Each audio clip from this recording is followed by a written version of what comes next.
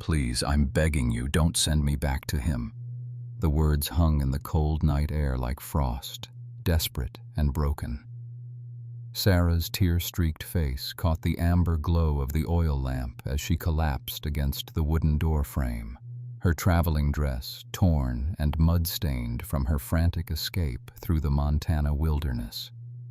Jake Morrison stood in his doorway, every instinct telling him to close the door and pretend this nightmare wasn't happening on his porch. The woman's sobs cut through the howling wind like a knife through his carefully constructed solitude. For 3 years, he'd built these walls, not just the log cabin walls that sheltered him, but the invisible barriers that kept the world at bay. Before we embark on this incredible journey together, I have a small, heartfelt favor to ask. Please subscribe to my channel, give this video a thumbs up. It costs you nothing but means the world to me. And let me know in the comments which beautiful corner of the world you're watching from. Your support truly makes all the difference. "Ma'am, I can't," he started, his voice rough from disuse. But then she looked up, those green eyes, wide with terror and something else, a fierce determination that reminded him of someone he'd lost long ago. Blood trickled from a cut on her cheek, and her hands shook as she gripped his doorframe like it was her last hope on earth. The wind whipped through the pines, carrying the scent of approaching snow and the distant sound of horses' hooves. They were coming. Whoever had driven this woman to his door in the dead of night was getting closer, and Jake Morrison, the man who'd sworn never to get involved in anyone else's troubles again, felt something crack inside his chest. Behind her, the vast Montana landscape stretched endlessly under a star-drunk sky, beautiful and merciless. This was a land that swallowed the weak and spit out their bones. Yet here stood this slip of a woman, Eastern by the look of her fine dress and proper speech, challenging the wilderness itself with nothing but raw courage. She wasn't supposed to be here.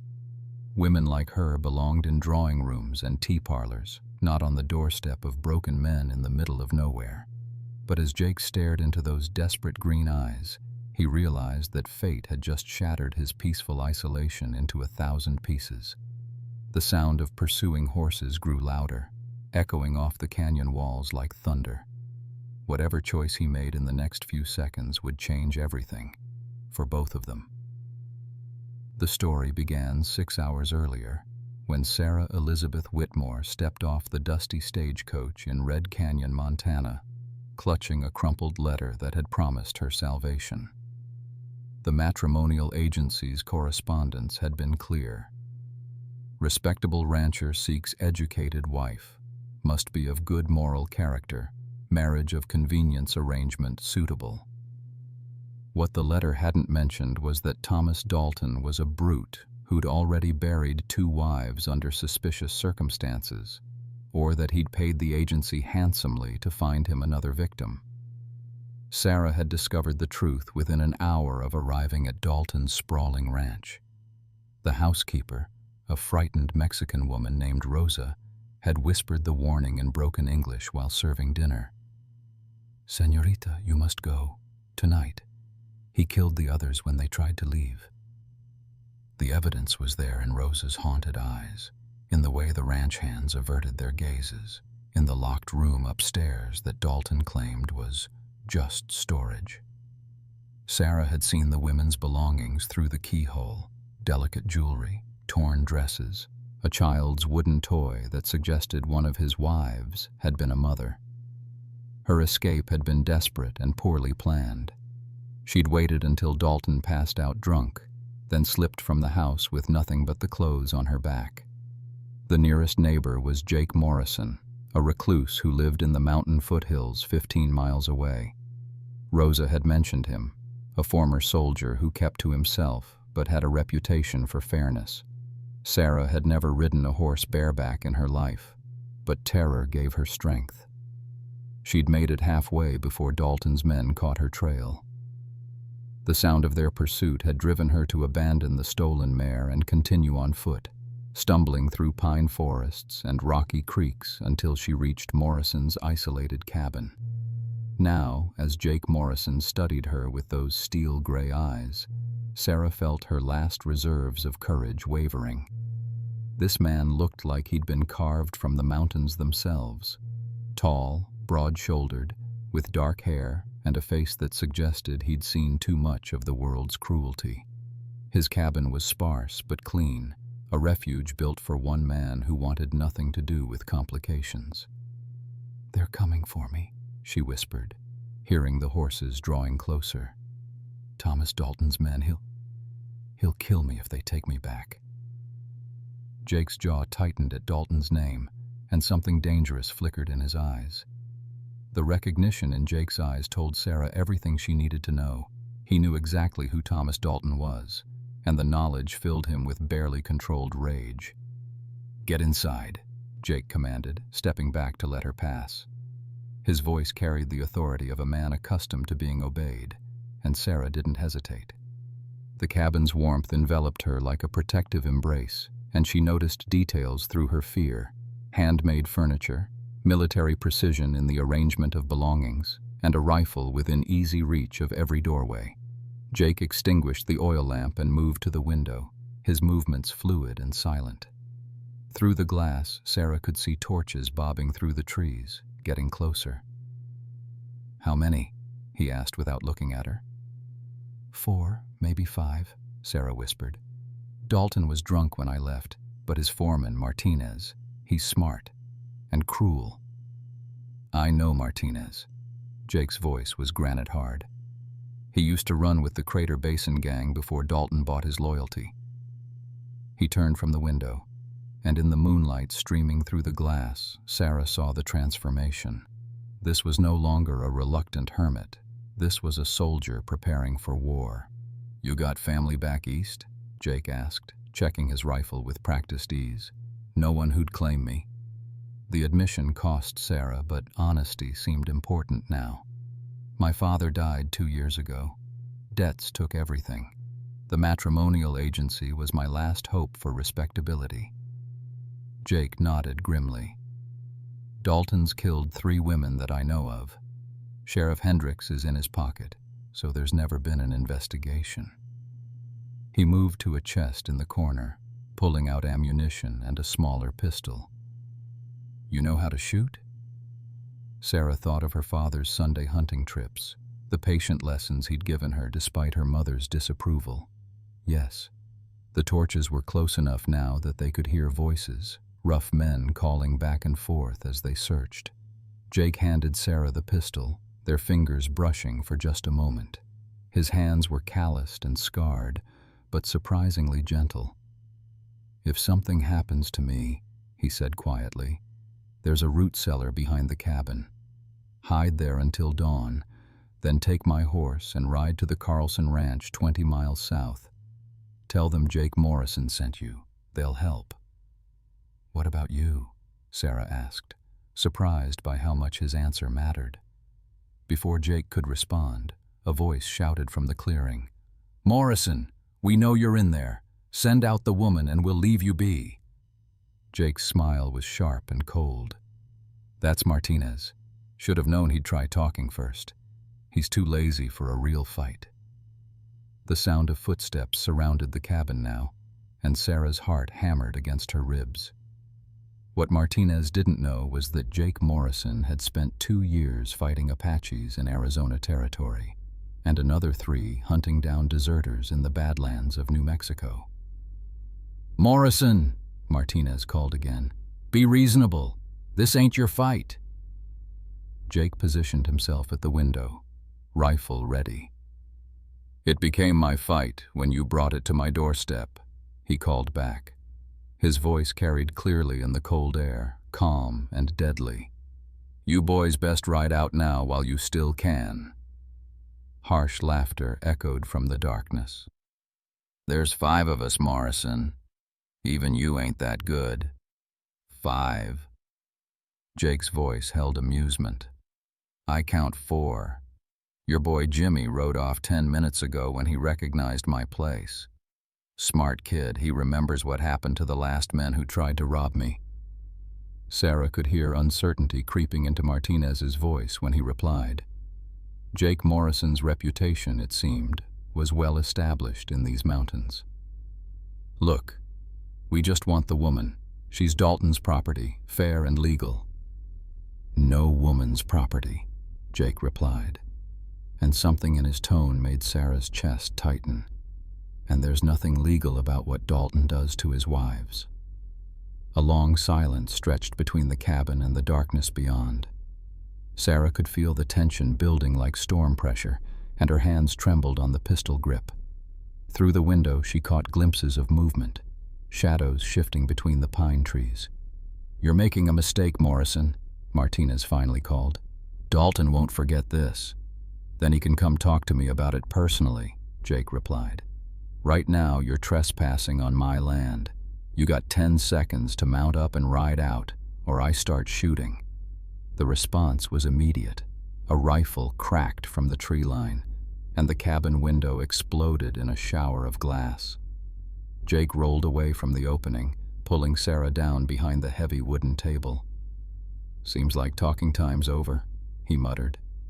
Return fire came from multiple positions, and Sarah realized with growing horror that they were surrounded.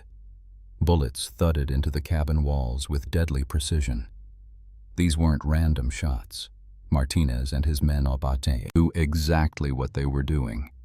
Jake low-crawled to another window, rose just long enough to sight and fire, then dropped back down as answering shots shattered the frame where his head had been. Got one, he said with grim satisfaction. How do you know? Sarah whispered.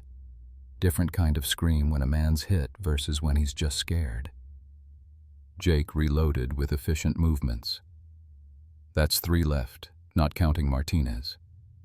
The gunfire ceased abruptly, leaving only the wind sighing through broken glass.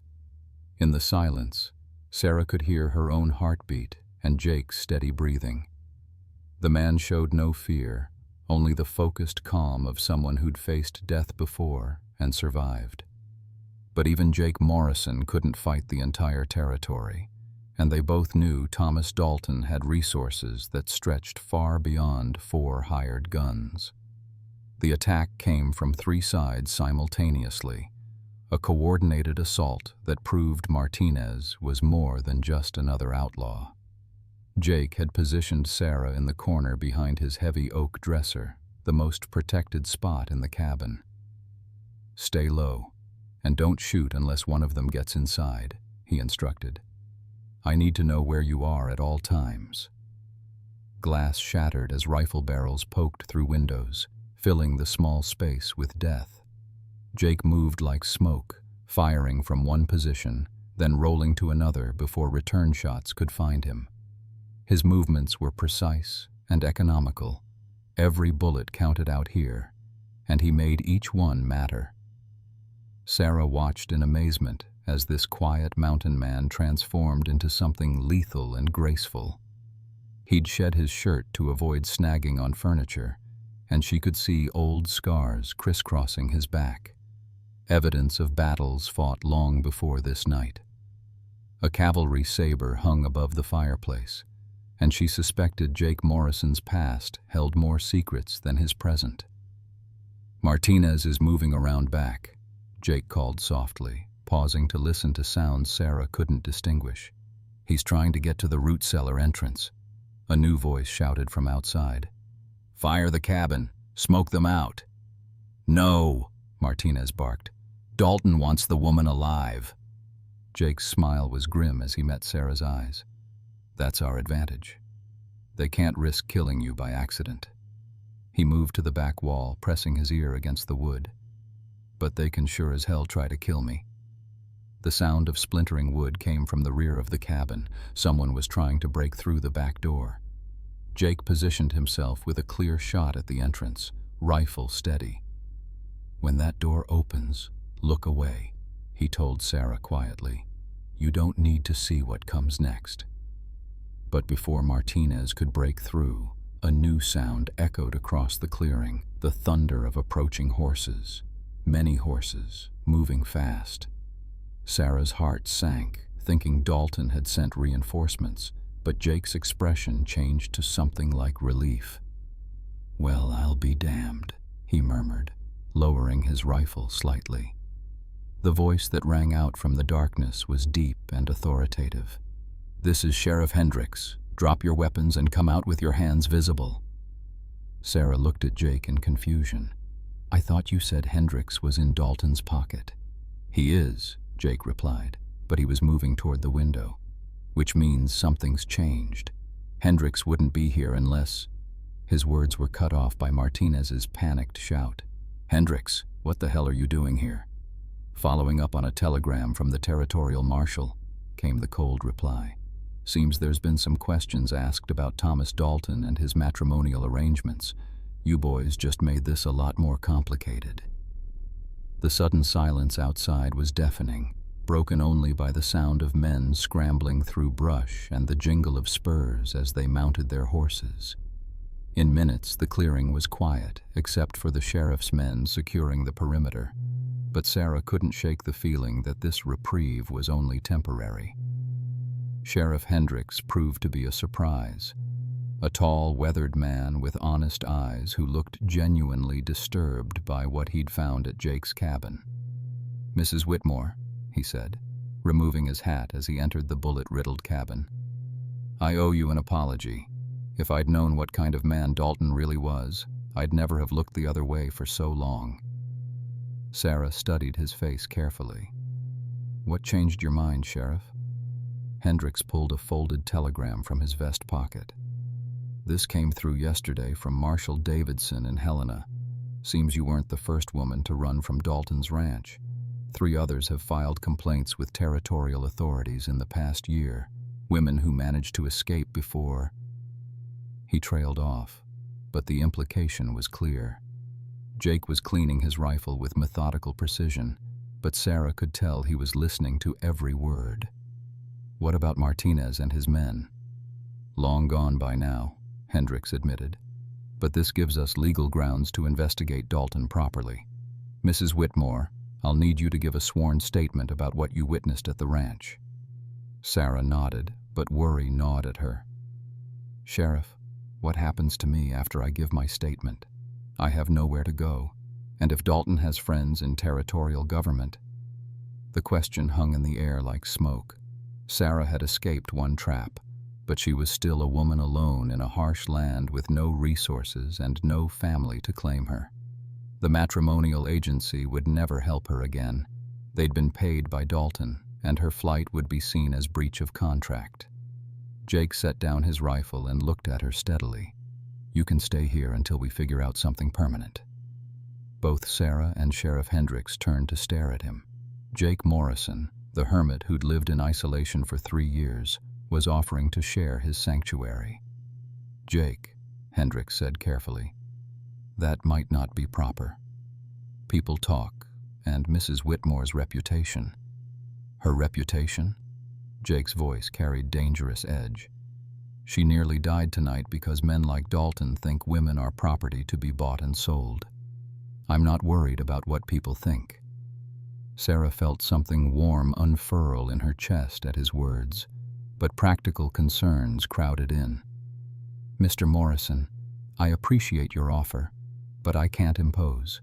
I have no money to pay for board, and I won't accept charity." Jake considered this. "You said you were educated back east. Can you read and cipher?" "I taught school in Ohio before my father died." "Why?" "I've got a ranch to run, but I'm behind on my books. Haven't balanced the ledgers in 6 months." Jake's proposal was matter-of-fact. "You handle the paperwork and bookkeeping, help with cooking and such. I provide room and board. Fair trade." It was a lifeline, and they both knew it. More than that, it was Jake Morrison's way of offering help while preserving Sarah's dignity. But as Sheriff Hendricks prepared to leave with Sarah's statement, he pulled Jake aside with a troubled expression. "Jake, I need to warn you. Dalton's not going to let this go," Sheriff Hendricks said quietly, glancing toward Sarah, who was gathering the few possessions she'd managed to salvage. Jake's expression remained impassive. Let him come. It's not that simple.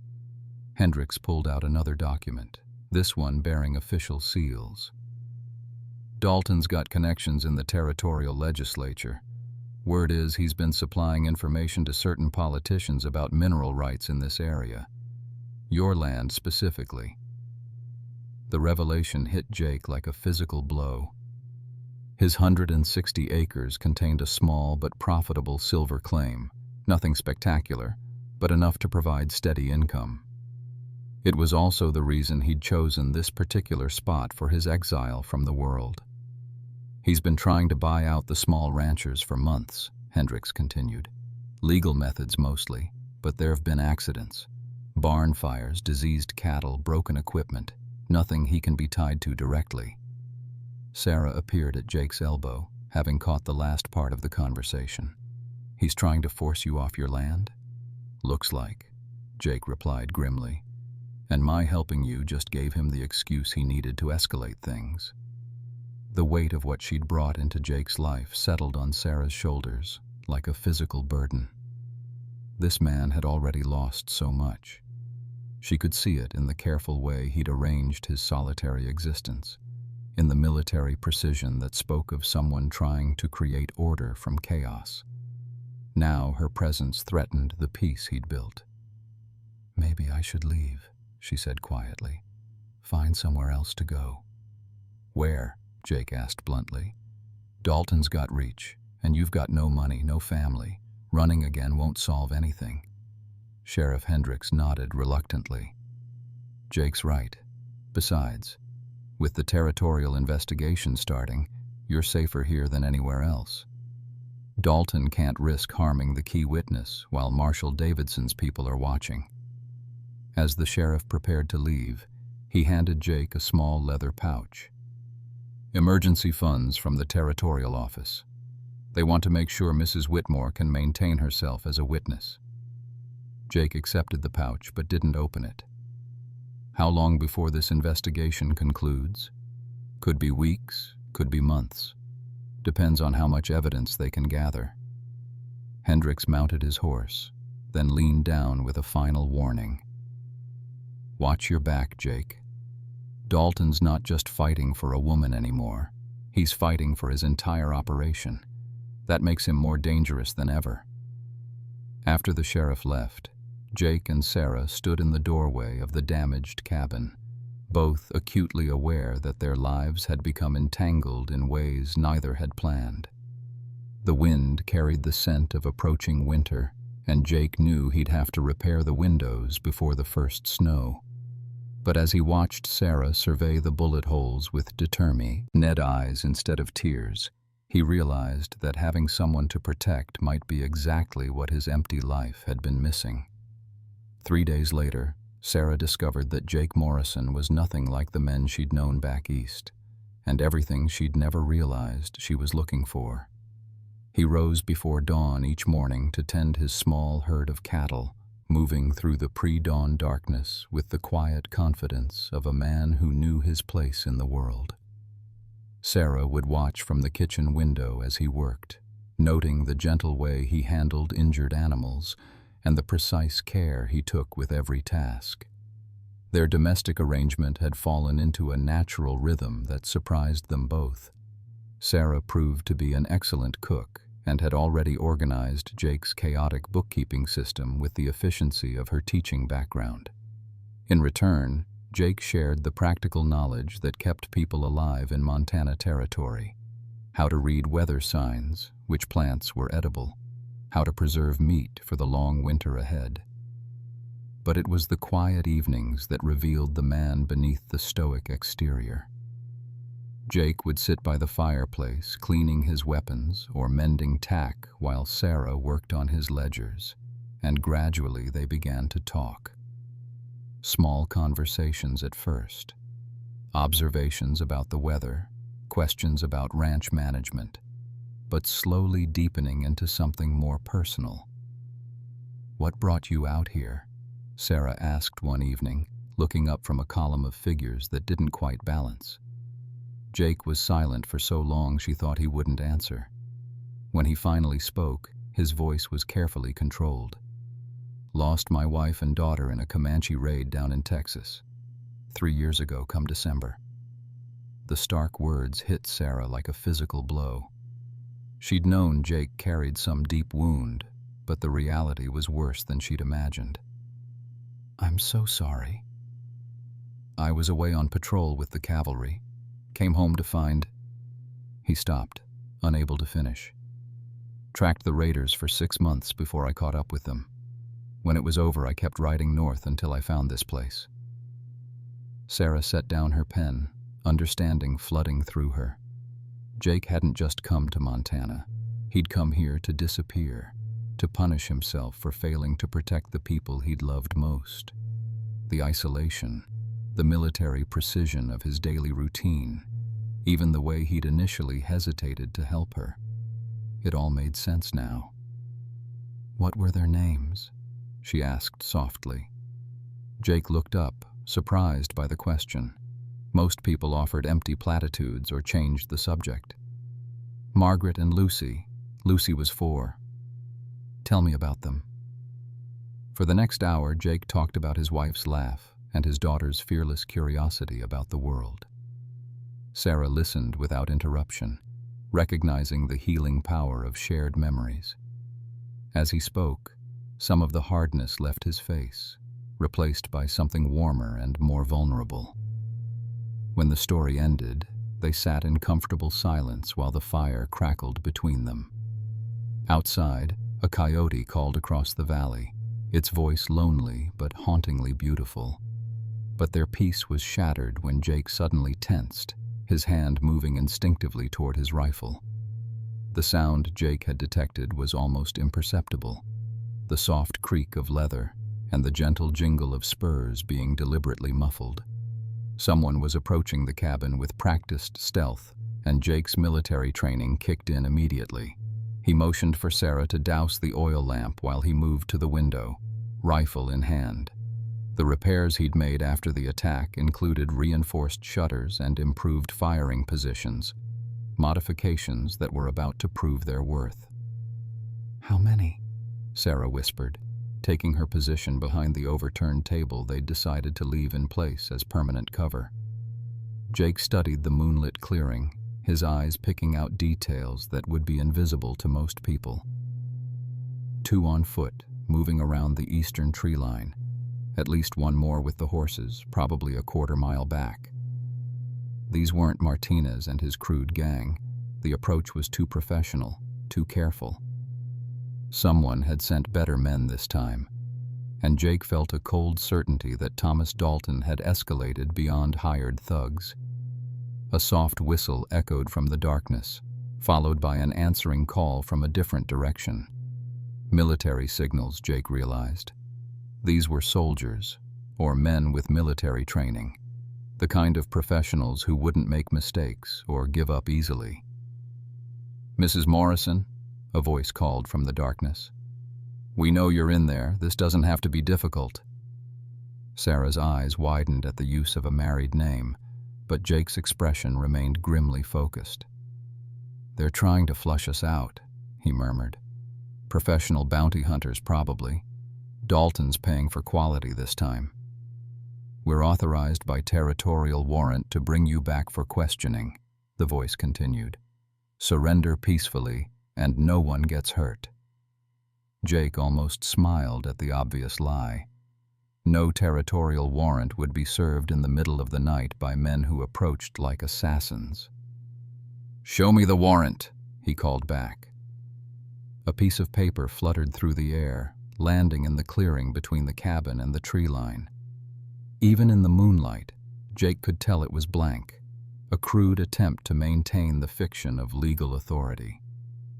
"That's what I thought," Jake muttered. He'd dealt with enough corrupt officials during his cavalry days to recognize hired killers when he saw them. The attack came without further warning, a coordinated assault on 2 sides simultaneously. But Jake had learned from the previous encounter, and he was ready. His return fire was precise and deadly, dropping one attacker immediately while forcing the other to seek better cover. Moving to the root cellar, Jake told Sarah tersely. "We can't hold them off from here." They low-crawled through the cabin to the back door, Jake providing covering fire while Sarah opened the hidden entrance to the underground storage space he'd dug into the hillside. It was cramped and cold, but it offered protection and a second escape route through a carefully concealed tunnel. As they settled into their makeshift fortress, Jake realized that this fight was different from the chaotic violence of Martinez's attack. This was a siege, and their enemies had both time and patience on their side. The root cellar's hidden tunnel emerged in a copse of aspen trees 50 yards from the cabin, a escape route Jake had built during his first winter in Montana when paranoia and grief had driven him to prepare for every possible threat. "They'll expect us to stay trapped in the cellar," he explained quietly as they crawled through the narrow passage. "But if we can circle around behind them..." Sarah's admiration for Jake's tactical thinking grew with each revelation of his preparations. This wasn't just a hermit's cabin. It was a fortress designed by a man who'd learned that survival meant thinking 3 steps ahead of your enemies. They emerged into the cold night air, and Jake immediately began reading the signs around them. Boot prints in soft earth, broken twigs, the faint scent of tobacco smoke carrying on the wind, all evidence of their attackers' positions. 3 men total, he whispered, pointing out the subtle clues Sarah was learning to recognize. 2 watching the cabin, 1 with the horses. If we take out the horse guard first, we trap the others on foot. Moving through the forest with Jake was like watching a master craftsman at work.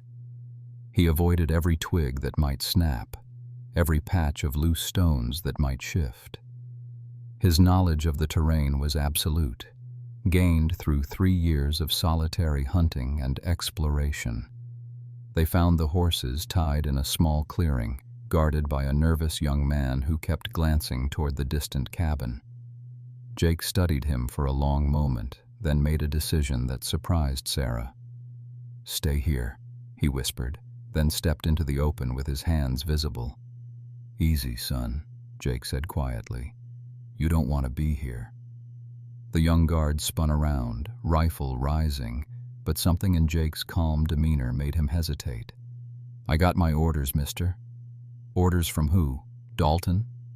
Jake took a careful step closer. "You know what he does to women?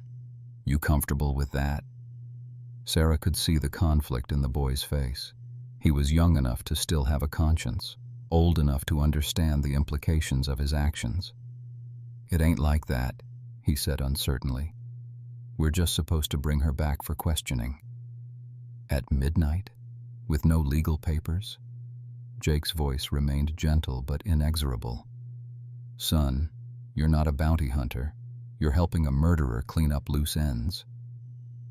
The rifle wavered, and Jake pressed his advantage.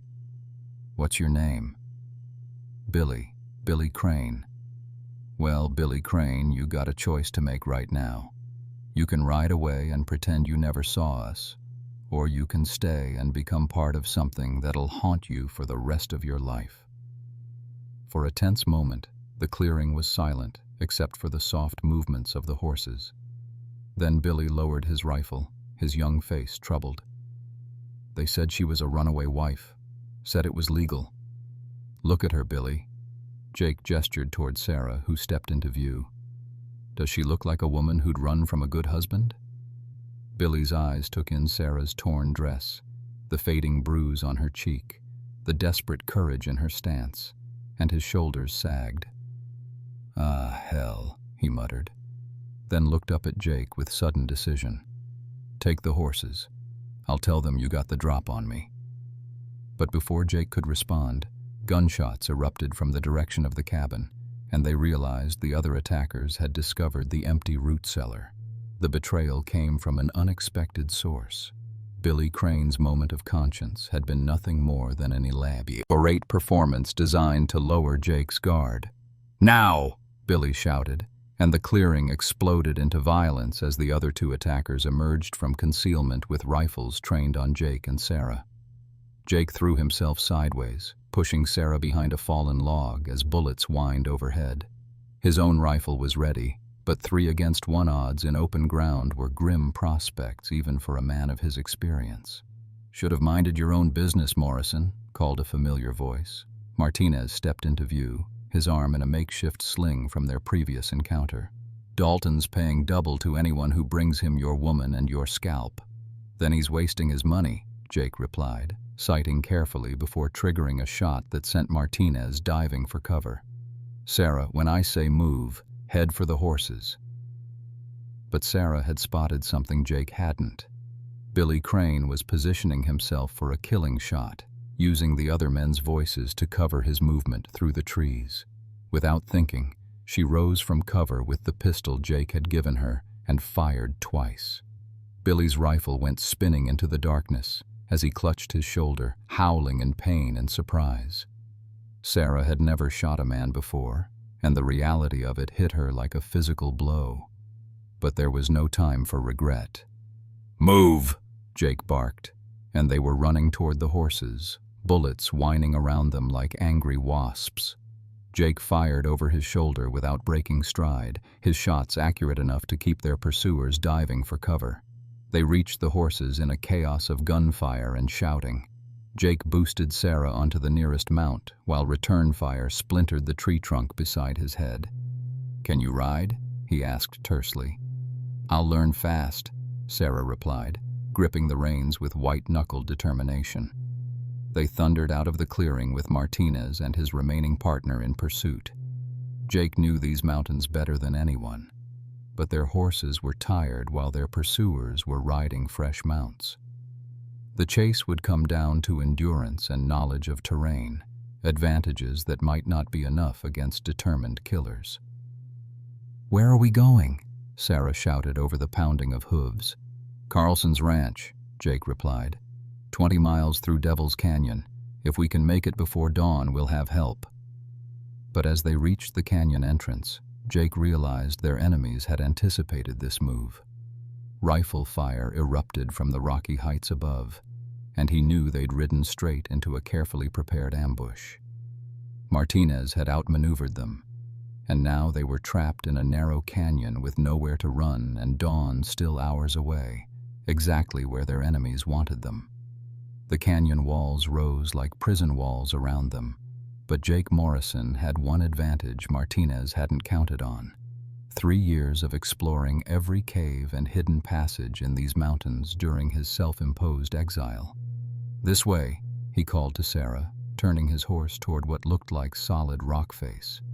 But as they approached, Sarah could see it was actually a narrow cleft barely wide enough for a horse and rider. Behind them, Martinez's voice echoed off the canyon walls. "End of the line, Morrison. Come out and face this like a man." The hidden passage led through a maze of rock formations that opened onto the far side of the canyon, behind their pursuers. Jake's knowledge of the terrain had turned the trap back on itself, and now Martinez and his men were caught in their own ambush position with their enemies above them instead of below. "Throw down your weapons," Jake called from the heights. "It's over, Martinez." The response was predictable: gunfire that sparked harmlessly off rocks while Jake and Sarah held the high ground. But the fight ended not with violence, but with the thunder of approaching horses as Sheriff Hendricks arrived with a federal marshal and 6 armed deputies. Marshal Davidson proved to be a stern man with little patience for territorial corruption. "Thomas Dalton is under arrest," he announced as his men rounded up Martinez and the surviving attackers. "We found enough evidence at his ranch to hang him twice over." The evidence Sarah had risked her life to preserve: Rosa's testimony, the belongings of murdered wives, records of bribes paid to territorial officials, had finally reached the right hands. Justice, it seemed, was still possible even in the Wild West. But as the immediate danger passed, Sarah faced a different kind of uncertainty. The territorial government was offering her safe passage back east and compensation for her ordeal. She could return to civilization, perhaps even find another teaching position in a proper town with schools and churches and all the refinements she'd known before. "What will you do?" Jake asked as they stood outside his bullet-scarred cabin, watching the lawmen ride away with their prisoners. Sarah studied his face in the golden light of sunrise, seeing past the scars and weathered features to the man beneath. "That depends," she said quietly. "Are you asking me to stay?" Jake Morrison, the hermit who'd sworn off human connection, the broken soldier who'd punished himself with isolation, took her hands in his calloused ones. "I'm asking if you'd consider making this place a home instead of just a refuge." The proposal was practical, like everything else about Jake Morrison. No flowery words or romantic gestures, just an honest offer from a man who'd learned that life was too short and too dangerous to waste on pride or fear. "Yes," Sarah said simply, and kissed him as the Montana sun painted the mountains gold around them. 6 months later, their wedding was the social event of Red Canyon's year, with Sheriff Hendricks giving the bride away and half the territory in attendance. Jake Morrison had emerged from his self-imposed exile, and Sarah Elizabeth Whitmore had found something better than the safe respectability she'd originally sought. She'd found a man worth fighting beside, and a love worth any risk. But perhaps the best part of their story was the letter that arrived a year later, written in Rosa's careful handwriting. The former housekeeper had used her testimony reward to open a boarding house for women in need, a place where desperate souls could find safety while they rebuilt their lives. Sometimes, Sarah reflected as she watched Jake teaching their son to ride, the best endings aren't perfect. They're just real and brave and filled with the kind of love that grows stronger in adversity. And on quiet evenings when the wind sang through the pines, she would remember that fateful night when she'd collapsed on a stranger's doorstep and found not just sanctuary, but home. Before you go, I hope this story touched your heart as much as it did mine while writing it. If you enjoyed Jake and Sarah's journey, please take a moment to subscribe and hit that like button. It truly helps more people discover these tales of courage, love, and second chances. Until next time, keep believing in the power of new beginnings.